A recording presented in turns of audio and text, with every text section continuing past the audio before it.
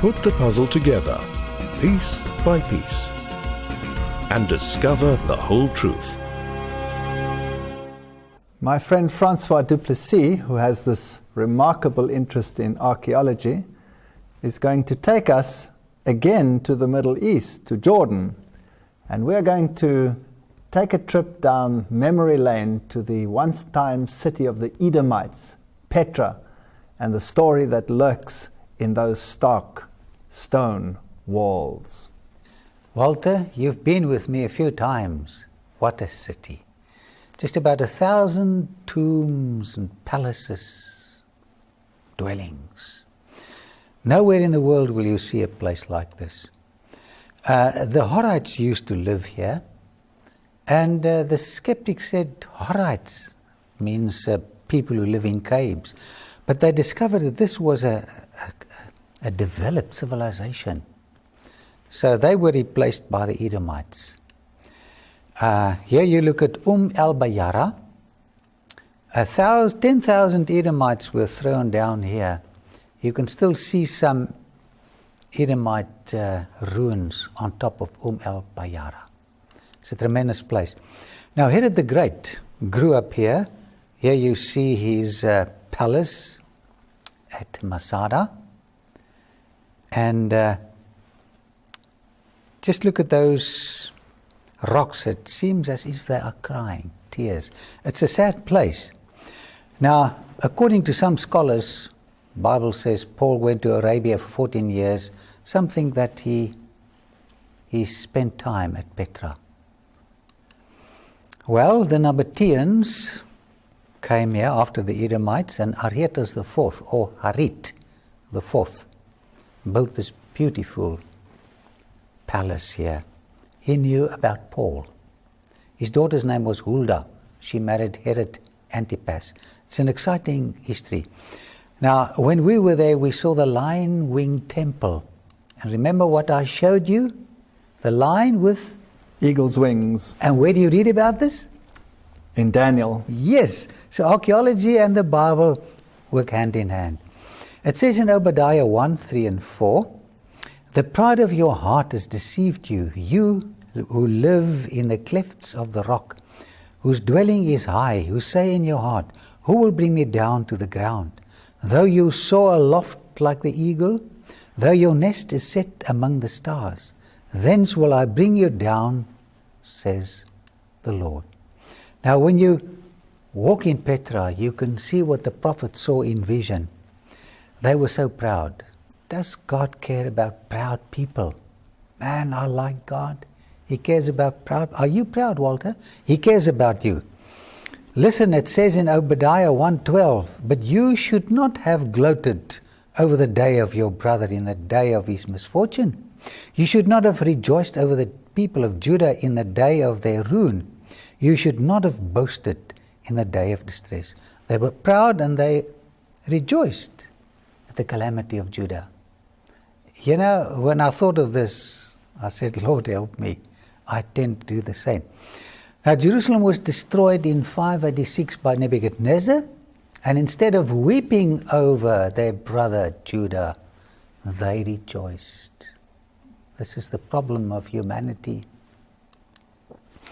You're looking at the ceiling of one of the homes here, and when you visit Petra, you feel God speaks to you through nature, encouraging us to also be loving and lovable people.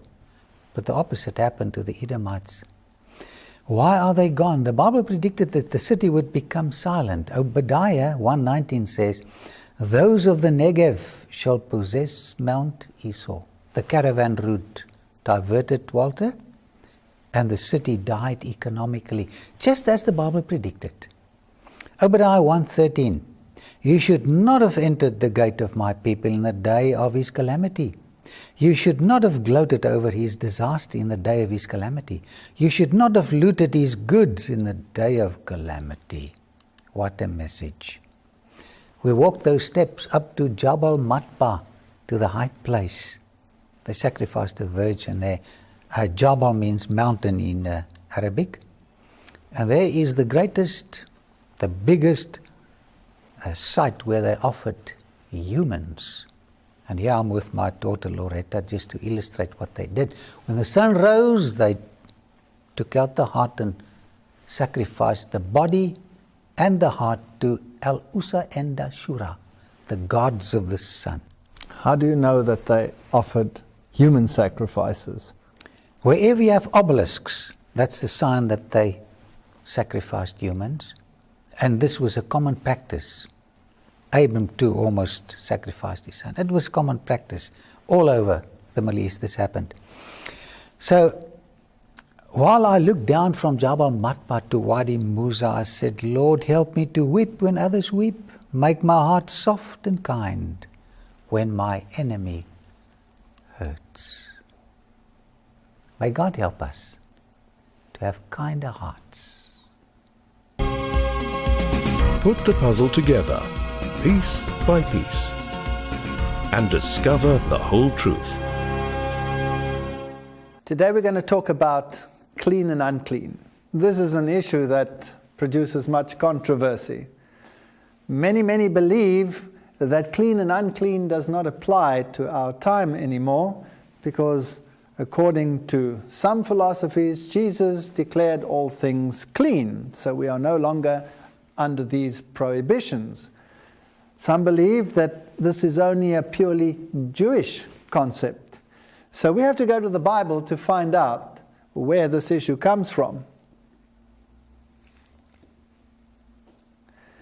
The Bible says in Genesis chapter 7, verses 2 and 3, and of every clean beast thou shalt take to thee by sevens the male and his female, and of the beasts that are not clean by two, the male and his female, of fowls also of the air by sevens, the male and the female, to keep seed alive upon the face of the earth.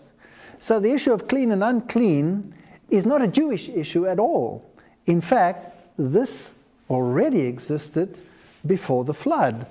And before the flood, there were already clean animals and unclean animals. Now, if God created everything perfect, and He says it was good, it was very good, then why do we have clean and unclean animals? Did something perhaps change? Did circumstances change on the planet? Now, I'm going to look at this from a scientific perspective. I know that there are ideological reasons for considering these things thus, but let's have a look at it from the aspect of science. It's interesting that Noah builded an altar unto the Lord and took of every clean beast and of every clean fowl and offered burnt offerings on the altar. Genesis 8:20. Now, what were the criteria that determined whether a creature was clean or whether it was unclean? And if some say it was only a Jewish issue, then why do we have it here in the times of Noah already, with a very clear distinction between what was clean and what was unclean? Obviously he knew, and only later was it recorded by the authors of the book of Leviticus. Now, we don't find clean and unclean laws only in Jewish culture. Islamic law forbids the eating of pork, and the methods of slaughter that are used in Islam are very similar to those that are used by the Jews. In many societies, the eating of pork was prohibited. The Navajos and the Yakuts of northern Turkey, as well as the Laplanders, had prohibitions on the eating of pork. Now, that's just one animal. What about all the other issues? Well, it's fascinating that the Iranians were not allowed to eat fish that did not have both fins and scales. Now, where did that come from? This surely is something that goes back even further. Also, the inhabitants of the South Pacific will not eat eel, which is also an animal that falls into the category of the unclean. So there are very interesting events here. Similar laws to the Levitical code existed amongst the ancient Hindus, and the code of Manu, Manu was the Hindu equivalent of Noah, forbade the eating of all carnivorous birds and all animals that did not have a cloven hoof. So here we have the same criteria in a totally different religious setup, and it goes back to the time of Noah. So it's not a Jewish law. Does it still apply today, or does it not? That is another issue that we will have to look at. And the Lord spoke unto Moses and to Aaron, saying unto them, Speak unto the children of Israel, saying, These are the beasts which you shall eat among all the beasts that are on the earth. So here is the complete description in the book of Leviticus as to what is unclean and what is clean, and what the difference is.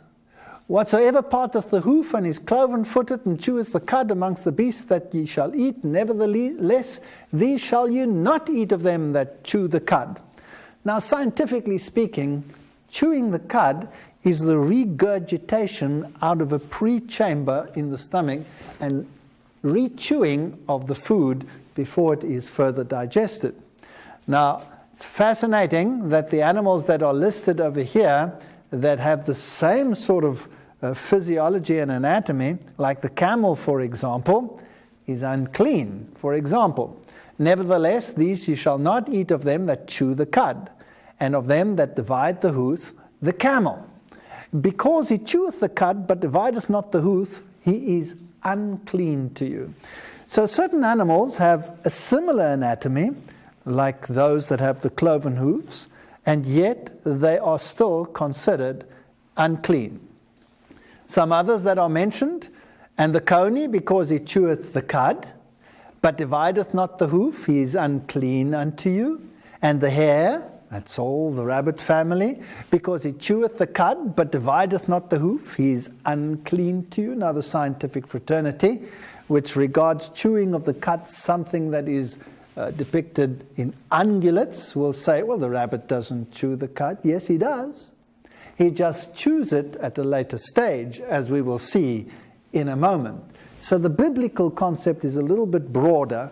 The animals are chewing that which they have ingested before. So the coney, the rabbit, they are unclean. And the swine, though he divide the hoof and be cloven-footed, yet he cheweth not the cud. He is unclean to you. Of their flesh shall you not eat, and their carcass shall you not touch. They are unclean to you. So here is a very distinct description. So let's have a look at some of these creatures. Leviticus 11, 1 to 8.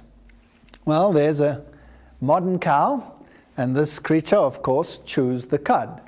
Now, cows and ungulates in general have a pre-stomach, which is called the rumen, and there a fermentation process takes place.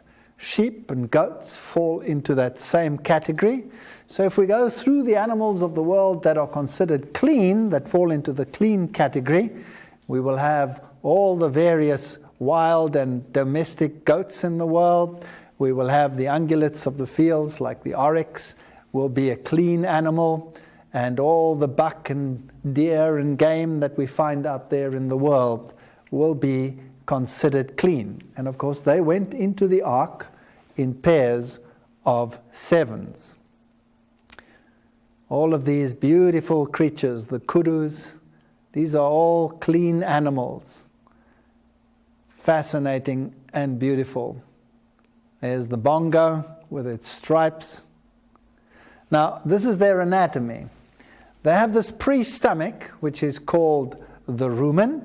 And if you look at the anatomy, you find the rumen, which is a large fermentation chamber. So the food that they chew, largely vegetation, enters into the rumen. Their bacteria ferment this product. And in ruminants with a cloven hoof, this food is regurgitated, goes back into the mouth, is chewed over and over and over, and goes back into the rumen.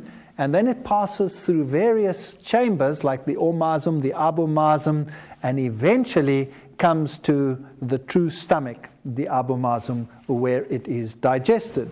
And this fermented food passes all the way through the intestine, and the rest is then defecated. Now, what is fascinating is that this process is a continuum, and the bacteria add certain nutrients which are not available in the plant material. For example, they will add certain varieties of amino acids which they produce, and the bacteria themselves are digested in the process as they pass through the intestine, so they add the nutrients which might be scarce in the environment. So the animal gets a complete nutrition as a result of this rumination process. Bacteria, of course, produce many, many substances which we find are often absent in nature. So let's have a look at this creature over here. Nevertheless, these shall you not eat of them that chew the cud, or of them that have the divided hoof, that is the camel. Because he cheweth the cud, he has the same type of anatomy, he doesn't have the same foot anatomy, and the Bible says he is unclean. Now this is very strange. He has the same mechanism of eating, the same anatomy as far as that is concerned. Why is it considered unclean? Well, it's interesting that these creatures, a beautiful picture of a camel, have been adapted to a desert environment. So something has changed in the environment which might affect the physiology of this creature. It is beautifully adapted to the desert environment, but one of the things that it can do is it can tolerate heat by just not sweating. And that means that the body temperature starts increasing, but they don't lose water like other animals, so it can survive in the desert. But this also means that any toxins that are produced, like urea, etc., will accumulate in the tissues. And the consequence is that the animal is not as fit for consumption as one that gets rid of all the toxic substances over time. So maybe that is one of the reasons why this creature is considered unclean. The coney, because he cheweth the cud, but divideth not the hoof, he is unclean to you, and the hare, because he cheweth the cud, but divideth not the hoof. Now, why are these creatures unclean? They're also plant eaters, so in other words, they are very close to what the original diet on the planet was, and yet, when they have paws, these creatures, they tend to do something very interesting. They tend to practice coprophagy. Coprophagy, phagy means feeding. They ingest their own excreta. That's one of the reasons why these creatures might be considered unclean. So it's also a form of chewing the cud, but of course, instead of taking it from a pre-stomach, the rumen, and regurgitating it to the mouth, they're taking it from the other side. And that makes a big difference. When the food passes through the intestine, then waste products are left, together with digestible products at the end, and when recirculated, some of these chemicals like secondary bile salts and all of these issues which are detrimental are added to the food chain. So a rabbit, for example, rather than having a pre-stomach like a cow, has the fermentation taking place in the cecum, which is at the end of the intestine. So now there's only one possibility. You can't put the entire intestine into reverse, so the product has to pass out of the intestine, and the rabbit produces two kinds of feces. One is the pellet form, and the other one is a soft form, which it eats directly from the anus, and thereby the bacteria and the fermentation products which make the meal complete are re-ingested. But because it passes right through the intestine, you have some of the secondary products which are harmful also passing through the intestine, and this animal therefore has a higher toxic load than would a ruminant under normal circumstances. So we see the cecum here in this dissected creature is very, very large and lies there as a big fermentation chamber. If you unravel the intestine of a rabbit, for example, you have this normal intestine where the absorption takes place over here, and then you have the large cecum where the fermentation takes place. So the only possibility to re-ingest that is to take it from the other side. These animals are considered unclean. Now the horse also doesn't have a cloven hoof. It's considered unclean, and it qualifies for the same criteria as the rabbit and the hare, because it also has the cecum at the end of the intestine. And horses tend to coprophage in the natural environment as well. It's strange, if you give them all the food that they need and give them high quality feed with all the variants, there is less coprophagy than otherwise. So here we can see the anatomy of the intestine of the horse, and we have exactly the same criterion. We have the cecum at the end of the intestine as you have it in the case of the rabbit. So this creature is unclean. Now the pig is considered unclean in many, many societies. And there's probably a good reason why this creature is unclean. If we go through the list of the creatures that are listed as clean in the Bible, we will see that they are all herbivores. All of them are herbivores. They, in other words, feed at the lowest level of the trophic aspects of the ecosystem. What's also fascinating is although some of them are herbivores, some of them are unclean. And that is when the anatomy is as we described in the case of the hare and otherwise, where they have to change their habits in order to gain enough nutrition out of what they eat. Now the pig is omnivore. It eats anything. It will scavenge, it will eat plant material, it will eat animal material. And we know that there is a process called biological magnification. The further you go away from the lowest feeding levels, the plant base, the more toxin is added to the tissues. So on the basis of that alone, this creature would qualify as unclean. A pig, of course, is also known for many other diseases, parasitic and otherwise. Much of the parasite problem can be solved with the right medication, but there are other problems associated with pigs. Here is a snippet from one of the scientific magazines. Off the menu from early warnings that chickens were laying fewer eggs, the dioxin scandal grew to engulf Belgium's meat industry with a full ban on all poultry, beef and pork products. Here you have this question of biological accumulation of toxins, and the pig, of course, is one that qualifies in this regard. Then you have some strange diseases, viral diseases, which tend to be very prevalent in pigs. Now it's interesting that in the past, the pig was one of the nurturing chambers for viral change, so that a species barrier could be crossed from animals to man. And the pig was always considered as one of these viral chambers where these changes could take place. Burying the bacon, encephalitis diseases passing from the pig directly to the human. There are many, many reasons why pig should be considered unclean, scientifically speaking. Did human error spread a virus from pigs? Japanese encephalitis, a deadly disease, is spreading amongst farmers. So viruses jumping the species barrier often take a transitional phase in the pig. Pig transplants should be banned from hospitals. They use heart valves, etc. in the pigs. So again, the viral issue is of great importance. So God says, leave these creatures alone and you will have fewer problems. Skin and joint disorders, boils, hives, psoriasis, gout, many of these issues are often associated with the eating of many or high quantities of these creatures. And whatsoever goes upon his paws amongst all manner of beasts that go on all fours, those are unclean unto you.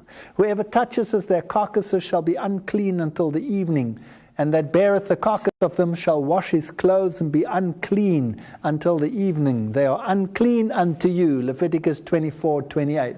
So creatures that walked on all fours were unclean. Now some people say, well, what about my dog and my cat? They go on all fours. Yes, but you're not going to eat them, are you? You're just going to love them and cuddle them. The Bible doesn't forbid you loving and cuddling your horse or riding on an unclean animal. Even the Lord Jesus rode on an unclean animal. It says you mustn't eat them. So why are these creatures with paws unclean? Well, as we saw previously, they also are coprophages. In other words, they tend to eat their own excreta, and so a dog will do exactly that, as many people with dogs will know. These also are unclean unto you among the creeping things that creep upon the earth, the weasel, the mouse, the tortoise after its kind, the ferret, the chameleon, the lizard, the snail, the mole. These are unclean to you among all that creep. Whosoever does touch them when they be dead shall be unclean until evening. Now that was a ritual law, but nevertheless, all of these creatures fall into those same categories. They are mostly not herbivores, and if they are herbivores, then they are coprophags.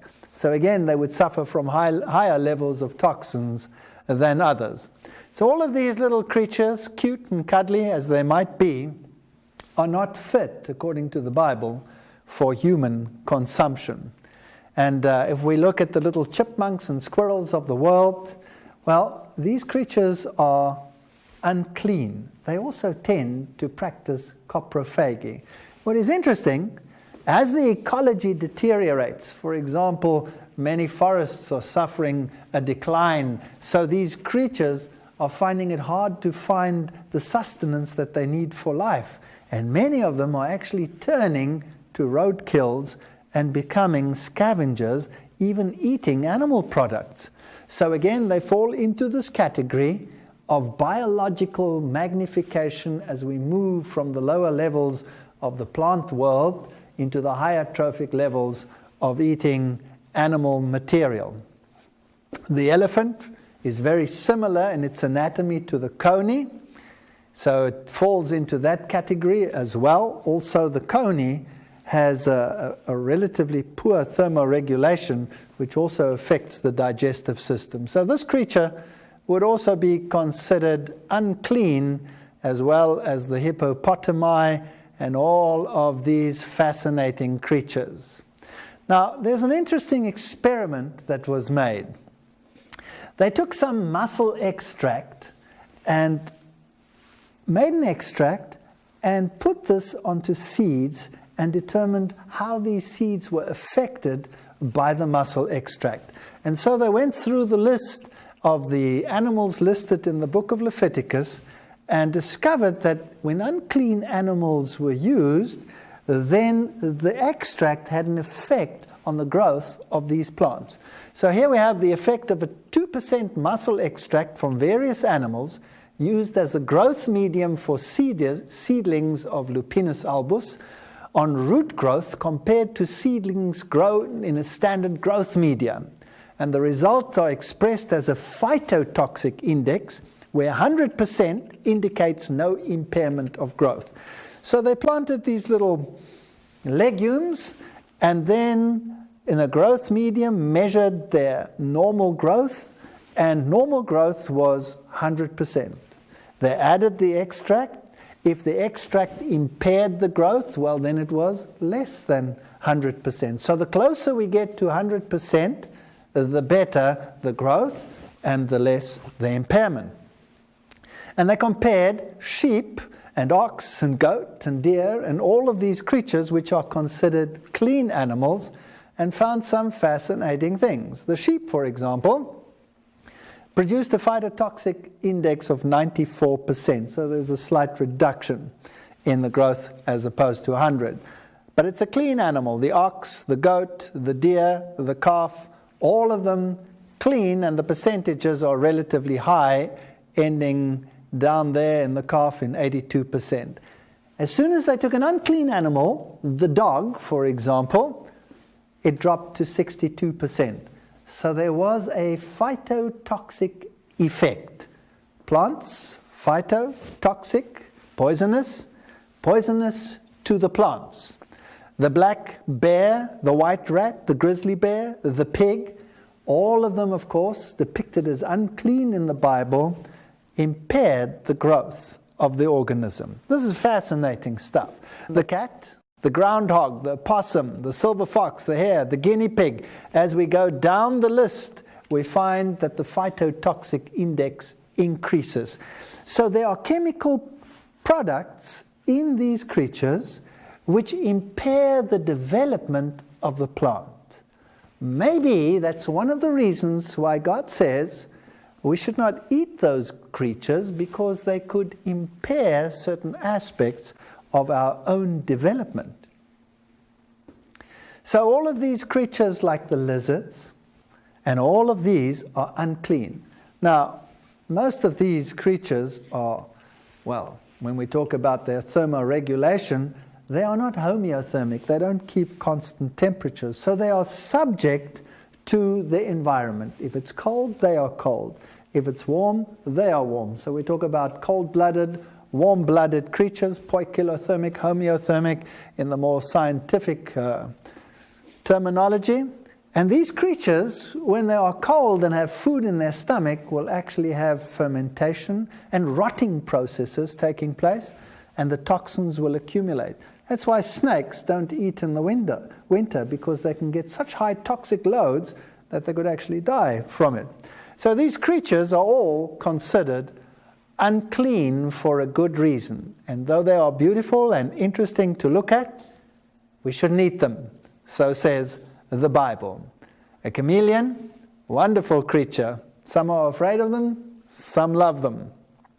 God is a lover of variety and has produced a great number of life forms for us to enjoy. But he says, watch out. Some of them are detrimental to your health. Don't make them your diet. The basilisk, which looks just like a little dragon. And I wonder whether some of the legends of dragons don't come from here. Snakes, as I have said, with their thermoregulatory problems, obviously one of the reasons why they are considered unclean. And then, of course, the higher toxic loads which they have being high up in the trophic levels. The same with frogs. These creatures are carnivores and therefore qualify as unclean animals. The dog and the cat, unclean. Again, they're carnivores, so they're removed from the original. And the little mouse, well, it has the same problem as the rabbit. It has this huge cecum in its intestine, so it is a coprophage, eating its own excreta, as well as all these beautiful creatures with their paws. They are not fit for human consumption. Now, when we get back, we will look at some of the other criteria as to why fishes, etc., are unclean and some are clean. Put the puzzle together, piece by piece, and discover the whole truth. Put the puzzle together, piece by piece, and discover the whole truth. Well, why are some fish clean and some fish unclean? This is a very intriguing question. These shall ye eat of all that are in the waters, whatsoever has fins and scales. In the waters, in the seas, and in the rivers, them shall ye eat, and all that have not fins and scales in the seas and in the rivers, of all that move in the waters, and of any living thing which is in the waters, they shall be an abomination unto you. Now, before we continue, let me make it quite plain that some of the species that are listed over here, we are not quite sure today exactly what was meant, because some of the linguistic nuances have changed, and we do not know always precisely which animal is involved. But there is enough indication to give us the criteria nevertheless. So what's the difference between one that has fins and scales and one that does not have them? They shall be even an abomination unto you. You shall not eat of their flesh, but you shall have their carcasses in abomination. Whatsoever hath no fins nor scales in the waters, that shall be an abomination unto you. Pretty clear. And as I've shown, it's not only the Jews that have these prohibitions, but we find them in other regions of the world as well. Now, an animal like a fish, which has fins and scales, is very interesting because somewhere in its life cycle, it is largely herbivorous, even if it is in the younger or larval stages that it is herbivorous. A fish is an amazing creature. It has a very high ability to detoxify itself. And of course, being situated in water, its thermal regime remains relatively constant. And when the temperatures do change seasonally, they adapt enzymatically. It's a fascinating physiological story. Eels, lampreys, catfish, all of these don't have scales. Now, where do they fit into the food chain? They are largely scavengers, and they will eat virtually everything. So they fall into the category of biological accumulation. They accumulate more toxins than the others do, and therefore should be considered unclean. Sharks and rays would fall into the category of the unclean, and they're a fascinating group of animals. Now, they live in marine environments, many of them, and when they live in the marine environment, they have a problem. They don't have the ability of the fish that have fins and scales to rid themselves of the salts which constantly move into the body as perfectly as the others do. So these creatures solve their osmotic water problems in a different fashions. A bony fish will excrete salts through the gills, so when it drinks seawater, it desalinates the seawater and gets fresh water through this process. And that is how these fishes survive in a marine environment. A shark, on the other hand, also has less salt in its body than the sea has. So you would have the problem that water tends to leave the animal. It has a salt gland in the rectum whereby it can get rid of some of the salts, but it solves its water problem by retaining urea. And so it has very high levels of urea. Urea is, of course, a waste product which other animals just excrete to get rid of it because it is toxic. But these creatures retain it and have developed a resilience and a resistance to this product. So in fact, they are like urea enhanced creatures. So what would happen if you took the fins off the top of the animal and dried them? Well, what you would get is you would get crystallized urea. And when you make shark fin soup, that's exactly what you have. It's like putting a urea tea bag in the soup. It surprises me that it's so expensive. So these creatures are considered unclean by the biblical criteria for a very good reason. When we look at the arthropods of the world, the little creepy crawlies of the world, many of them, of course, are scavengers, and they are, well, as it were, the kidneys and the livers of the environment, cleaning up the dirt. As such, they are subject to much higher levels of toxins than other animals. And when you have flares of, let's say, red tides or something similar in the environment, then all of these creatures become extremely dangerous for human consumption because they will accumulate more of these toxins in their systems than any of the other creatures. So they are toxin accumulators. The Bible says they are unclean. So physiologically speaking, there's a good reason as to why the calamaris of this world, the squids and all of these creatures should be considered unclean. When we go back to our phytotoxic index of the various fish, you find something fascinating. The sea bass, the herring, the pike, the salmon, the cod, all of those fare relatively well. The tuna, the halibut, the white perch, the rainbow trout. As soon as you come to the shark, boom, there's a drop from the 80s to the 60s. It's as if there is a transition. The porcupine fish, the puffers, the moonfish, the catfish, the eel, and you can see the phytotoxic index showing that these tissues are detrimental to the growth of the plants. So all the slimy, creepy crawlies out there should be considered hazardous. There's another interesting feature. Many of their neurotransmitters and nerve transmitters are somewhat different to ours, and many people have tremendous allergic reactions to some of these. In actual fact, it's probably safe to say that all people are actually allergic. Some just show it more than others. When it comes to the fowls of the air, and these are they which you shall have an abomination amongst the fowls, you shall not be eaten, they are an abomination. And then it talks about the eagle, the ossifrage, the osprey, the vulture, the kite, the raven, the hawk, the owl, etc., etc. The hawk, the cormorant, the swan, the pelican, the herring, the lapwing, the bat. Now, all of these again are what? They're either carnivores or they're scavengers. So again, they do not qualify.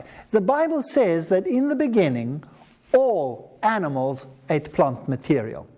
So the fall induced a change in the diet, and that in turn produced unclean animals. So God didn't produce them unclean, create them unclean in the beginning, because they were never intended to be eaten in the first place. The human diet, according to the Bible, was plant-based, if we read what it says in the book of Genesis. So today, we have clean birds, which we have in our dietary regime.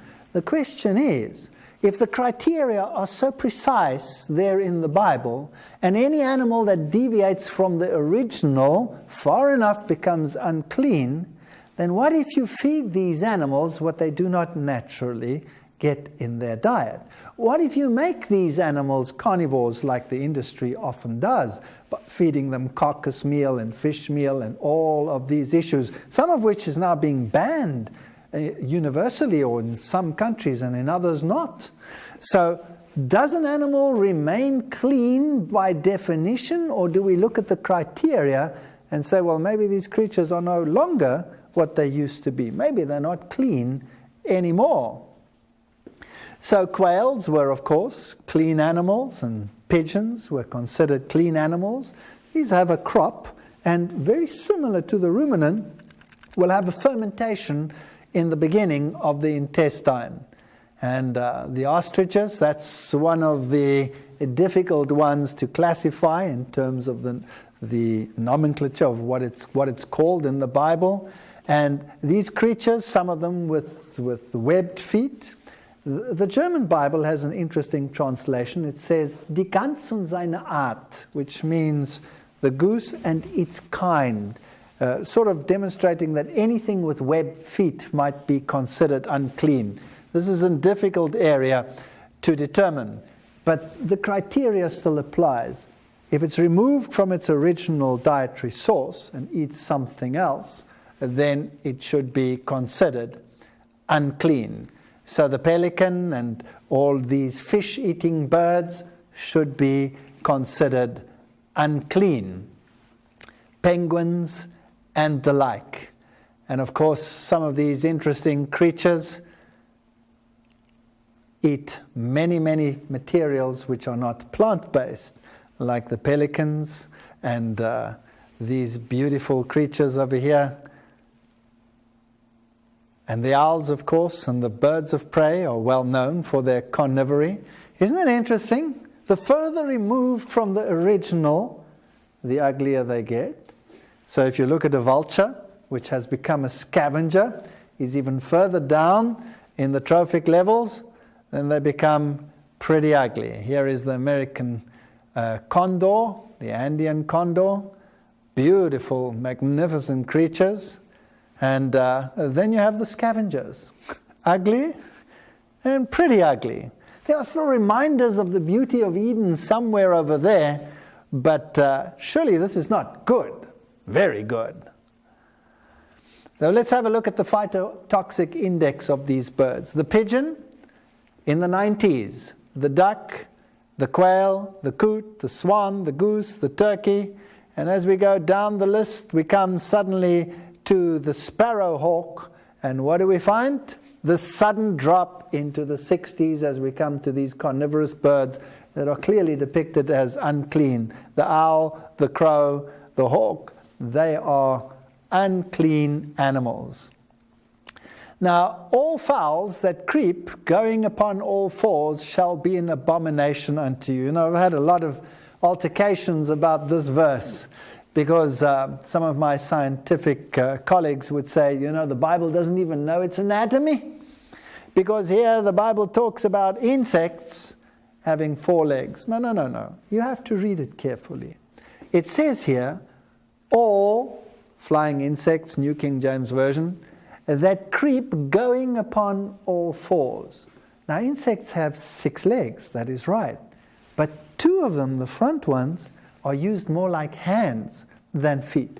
So if you sit and watch a fly, you will see it washing its face and cleaning its eyes with its front feet. If you watch a praying mantis, 2 of them are up. It catches and holds its prey with the 2 front feet. So in actual fact, 4 of them are more like legs, feet, and 2 of them are more like hands. So let's be specific. The Bible is not that inaccurate after all. Yet these you may eat of every flying, creeping thing that goes upon all 4, which have jointed legs above their feet, to leap withal upon the earth. Even these of them you may eat, the locust of its kind, and then it mentions a few, and here it becomes vague or difficult to say whether we have the exact right translation or not. So when it comes to beetles and crickets after its kind, well, some say cricket, some translations, some don't. Personally, I would say the cricket wouldn't qualify, because it will also eat some other creatures after his kind, and the grasshopper after his kind. But all other flying, creeping things which have 4 feet shall be an abomination unto you.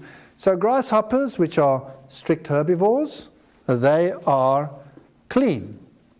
So there is no prohibition on the eating of this creature. But when it comes to certain beetles, well, they're dung beetles. Surely they qualify as the same category as the coprophages, so they would be considered unclean.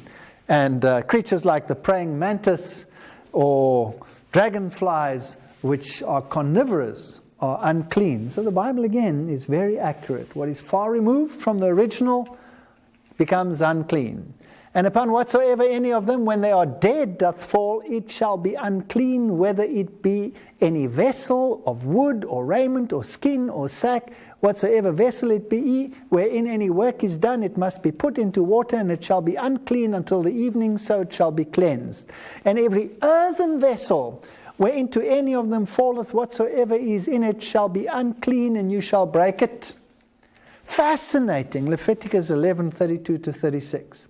So if something unclean falls into a container which you are using for your own foods, it's unclean. Now consider this. As it deteriorates in there, it's dead, so the chemicals inside it leach into the waters or into whatever is in that vessel. Now, if the plants have a detrimental effect to a mussel extract, then maybe these components which serve as gene activators or might be carcinogenic are not fit for human consumption. So this is a very interesting criteria. If development can be impaired in a plant, why not in a human? So don't eat them. Of all the wheat meat which may be eaten, that on which such water cometh shall be unclean, and all drink that may be drunk in every such vessel shall be unclean. And everything whereupon any part of their carcass falleth shall be unclean, whether it be an oven or ranges of pots, they shall be broken down. Now some of these pots were earthenware, and some of the ovens were clay ovens. Now when these materials end up in them, they end up in the pores of these pots and these ovens. So the Bible says, break them, get rid of them. So if you have a stainless steel one, that would be different. But an oven of clay, the compounds, every time that oven heats up, would again be released into the environment and could become part of your tissues, and they could be carcinogenic or whatever. So scientifically, there seems to be a good reason as to why this is a good criterion. Get rid of it. So these are some of the ancient clay ovens that they used in ancient times. And if any part of their carcasses fall upon any sowing seed, which is to be sown, it shall be clean. But if any water be put upon the seed, and any part of their carcass fall thereon, it shall be unclean unto you. I found this very interesting. In other words, a seed can be impaired by the chemicals which come from the unclean animal. But if the animal is dry, there is no diffusion of this material into the seed, so the seed growth cannot be impaired. But if there's water, then diffusion can take place, and you would have exactly the criteria that you had in this plant growth experiment. The plant would be impaired, so don't use that seed. Fascinating. It makes perfect sense to me. But flesh with the life thereof, which is the blood thereof, shall ye not eat. It shall be a perpetual statute for your generations throughout all your dwellings, that you eat neither fat nor blood. Leviticus 3 verse 17. Well, that's a pretty interesting criterion. Any scientist today who is worth his oats will tell you why fat is detrimental in terms of heart disease, in terms of carcinogenic effects or cancer promotion. Fat is the number one criterion. Blood, on the other hand, contains many of the nutrients that you have in the body, but it also contains the toxins that are to be removed from the body. So obviously, eating blood is not a good idea. I know many cultures do it, but biblically speaking, it's not a good idea. And scientifically speaking, it's not a good idea either. Moreover, you shall eat no manner of blood, whether it be of fowl, of beast, any of your dwellings whatsoever. Soul that eateth any manner of blood, even the soul shall be cut off from its people. Well, of course, there was a ritualistic reason for this as well, but purely scientifically, it's not good to eat something that contains the products that have to be removed from the body. The prohibition did not only apply to the Old Testament, but also applied in the New Testament. And this is interesting because many ignore this prohibition. But that we write unto them that they abstain from pollution of idols and from fornication and from things strangled and from blood. Acts 15 verse 20. So here are some of the Levitical laws being repeated even in the New Testament. So, did we get rid of these criteria in the Christian era, or did we not? Not that which goes into the mouth defileth a man, but that which cometh out of the mouth, this defileth a man. Matthew 15:11. Does this statement imply that everything is now clean? Of course not. It's a spiritual application that watch what you speak about, watch what you say, because that is a window of what is happening in your soul. So, does clean and unclean still apply in terms of the biblical criteria today? Well, one of the texts that is used to say that clean and unclean is no longer what it was is the story of Acts chapter 10. Now, there was a certain man in Caesarea called Cornelius, a centurion of the band called the Italian Band, a devout man and one that feared God with all his house, which gave much alms to the people and prayed to God always. Now, what we have here is the story of a non-Jew who found God. And the story goes that he had a vision and he sent his delegates to Peter, who was a Jew, and as such would have regarded those of the other nations as unclean. And this story has a fascinating content. He saw in a vision, evidently about the 9th hour of the day, an angel of God coming unto him and saying unto him, Cornelius. And when he looked on him, he was afraid and said, What is it, Lord? And he said unto him, Thy prayers and thy alms are come up for the memorial before God. Now send men to Joppa and call for one Simon, whose surname is Peter. Now Simon would never have gone with these men if God had not intervened in a marvelous fashion. So we read, on the morrow as they went on their journey and drew nigh unto the city, Peter went up upon the housetop to pray upon the 6th hour, and he became very hungry and would have eaten, but while they made ready, he fell into a trance. In other words, he had a vision, and saw heaven open and a certain vessel descending unto him, and it had a great sheet knit at the four corners and let down to the earth. So down comes this sheet, and in it was what? All manner of four-footed beasts of the earth and wild beasts and creeping things. Now what was that? Those were the unclean animals. And a voice came to him and said, Rise, Peter, kill and eat. So the instruction was, the criterion no longer applies, go and eat. Or was it? But Peter said, Not so, Lord. Because he knew what clean and unclean stood for.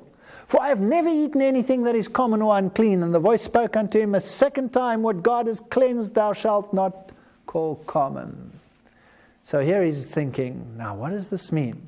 Now, if this was a lifting of the prohibition, Peter should immediately have gone to the local unclean butcher, if there was such a thing, and prepared himself something unclean to eat. But he didn't do that. He said, "Not so, Lord, I've never eaten anything unclean in all my life."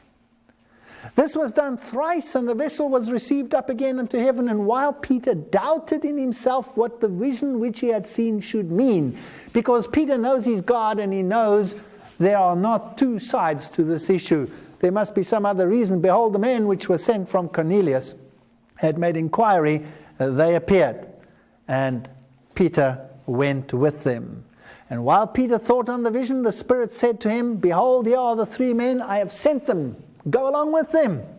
And off he goes. And he met these people, and they went with them to Cornelius. They said, "Cornelius the centurion, a non-Jew, had sent me, and he wants you to come." So off he went.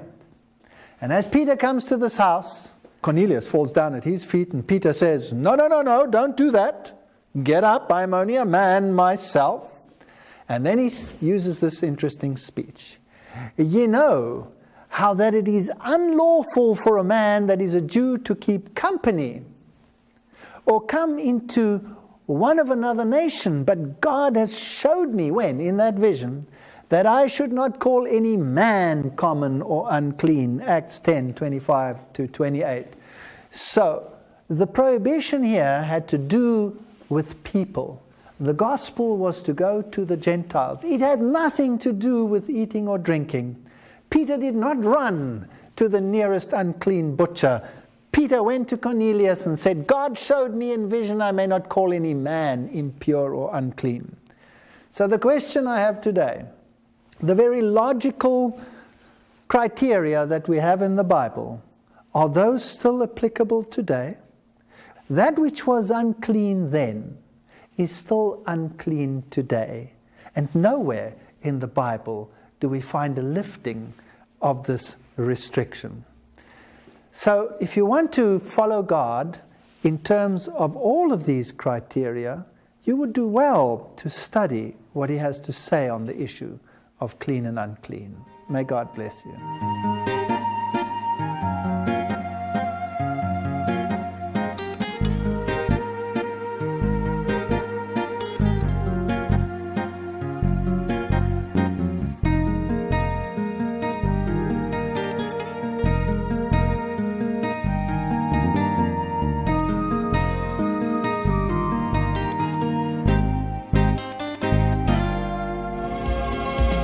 Put the puzzle together, piece by piece, and discover the whole truth. Why do we have a 7-day week? Join us next time as we travel back to our biblical origins and find a very special day to remember.